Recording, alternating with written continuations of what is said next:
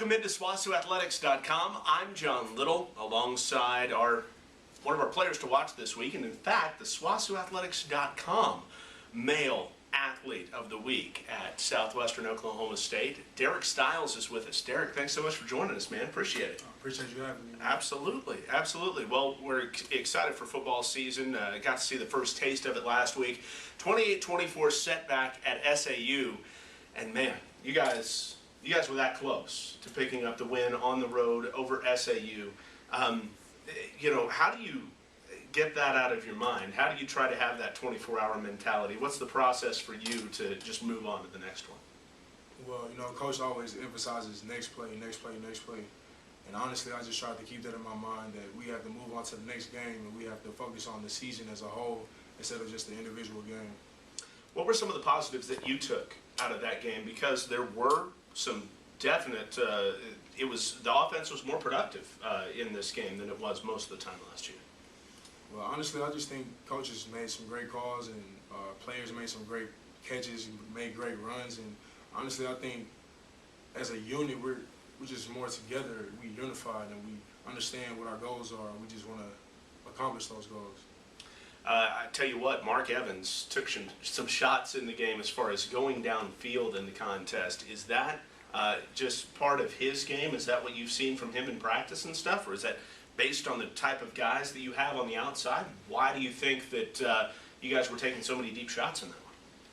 I think coaches trust our outside receivers a lot more this year. I think he feels like we can get the job done, and we work hard in 1-on-1s and 7-on-7, and Mark trusts us, and when he sees a check, he makes that call, and we just try to make the best of the play. You got in the end zone for the first time in your career the other day. What was that like for you? Man, it was heart melting, man, honestly, and painful at the same time. I was in a little bit of pain, but I just really was appreciative that, I could score a touchdown my first college career game. It was very inspiring in a sense, and I just appreciate that, and I thank God, honestly. Yeah.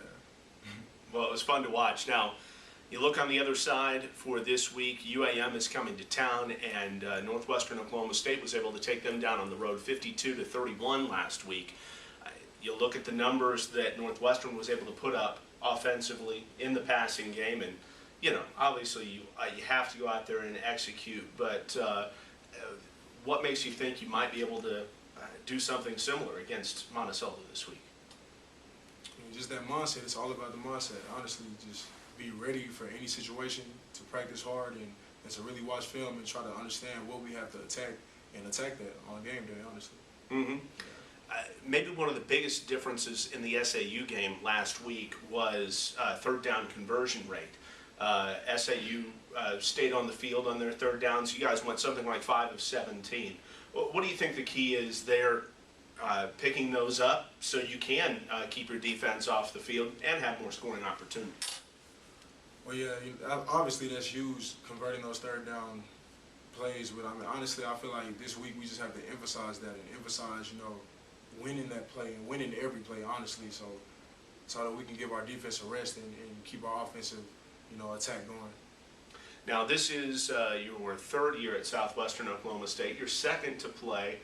Obviously, this year you're playing a lot bigger role. What is that like for you personally?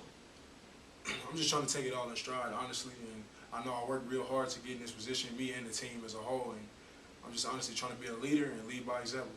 So does this first home game of the year, does that mean a little bit more to you this year, now that you're at the top of that depth chart, you're going to be playing 80% of the plays? Definitely. I'm really going to be looking to make big plays and to show everybody that SWOSU is really here. We're really ready to do this, and we're really ready to take this season over. And that's how I feel about it. All right, Derrick. Thanks so much for your time. We appreciate it, man. I appreciate you, man.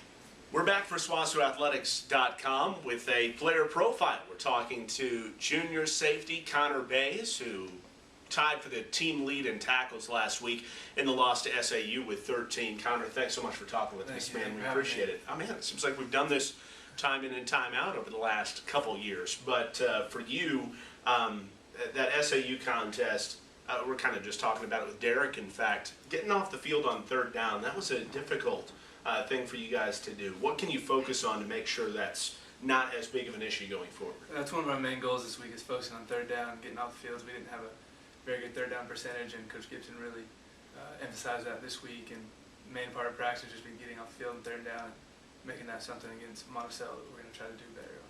You had 13 tackles. Tanner Thompson had 13 tackles. Those are a couple of guys considered, basically DBs that help lead the team in tackles.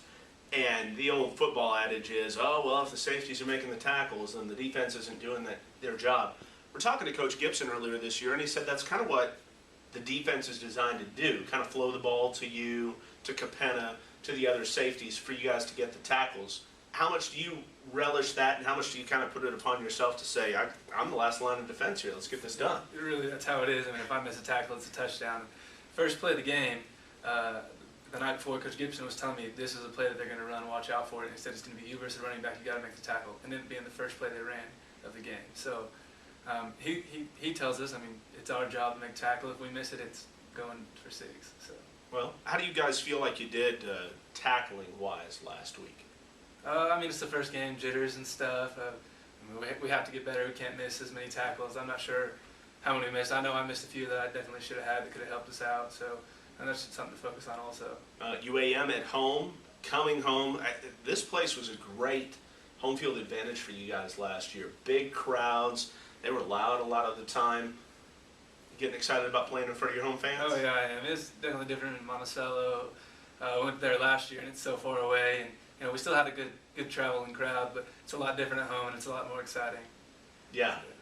We're talking with Connor Bays here, and let's get into a little bit about you personally. First of all, what did you do with your off season? Where were you? We were talking to Derrick. He said he was sticking around. Did you stick around? Yeah, I stayed here all summer.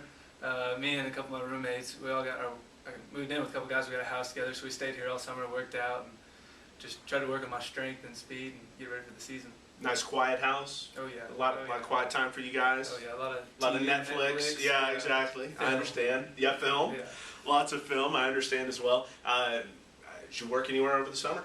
Oh yeah, I worked with Keith Sawatsky at his painting company, and just working there, and then lifting in the mornings and the afternoons, and just helping Keith out. Fantastic. So I got involved with that, I guess, because of Kale, right? Yeah, from Kale. That makes sense. Any of your other teammates help out as well? Yeah, Matt Ferris. He got hurt this year, but he worked all summer with us also. Excellent. Okay, what's your number one painting tip? Oh, now, gosh. what have you learned not to do? Maybe because that's what I need to know. I need to know what not to do. I'd say don't paint your own house. It's not fun. Hire somebody else to do it. Yeah, let somebody else do it because it takes some time. It's tedious, but to do it right. Yeah, to do it right. Because I've painted my house incorrectly, yeah. and it didn't take much time at all. I don't understand what the big deal was. It didn't look very good, but we're talking with Connor Bays. Well, Connor, tell me about where you are in your degree right now and where you'd like to be by the end of your career here. Yeah, well, I'm an entrepreneurship major. I really only have 27 hours left, so and I still have You're booking it, man. Another year of eligibility after this year. So it's going to be kind of relaxing, taking 12 hours, and then in the fall I'll only have 3 or 6 hours next year. So it'll be pretty relaxing. Absolutely. So what do you hope to do with that is the question everybody asks. Because you're a college student, you have to know about your future. Yeah, you have to. I guess I still got a little bit of time to think about it. I don't exactly know yet, but I'm from Edmond, so I'd like to go back to the suburb area around Edmond or somewhere and find a job there. What made entrepreneurship the right major for you? I guess kind of started with my dad. He is a computer networking. He has his own business, so he's kind of his own boss and stuff. And I was just growing up around him. He has his own hours, worked at home, and it just seemed like something nice, being your own boss. Are you an ideas guy? Is that what you'd classify yourself as? I like to think that I have good ideas sometimes. I don't know if other people think they're good ideas. Okay, so what's your best idea for a job? We won't tell anybody. Or for a company to start? Oh, I don't know. I'm kind of putting you on the spot here. I watch all kinds of stuff on the History Channel and stuff, and some of those stuff they come up with, it's crazy. I wish I could come up with some of that stuff. Exactly. It seemed crazy at the time, but it ended up making them millions of dollars. Yeah. So that's what we're looking for Connor, is the millions of dollars. Well, thanks so much for talking with us, man. We appreciate it. Good luck this week as Southwestern Oklahoma State takes on Arkansas-Monticello on Saturday evening in the home opener, the ASAP Energy Kickoff Classic.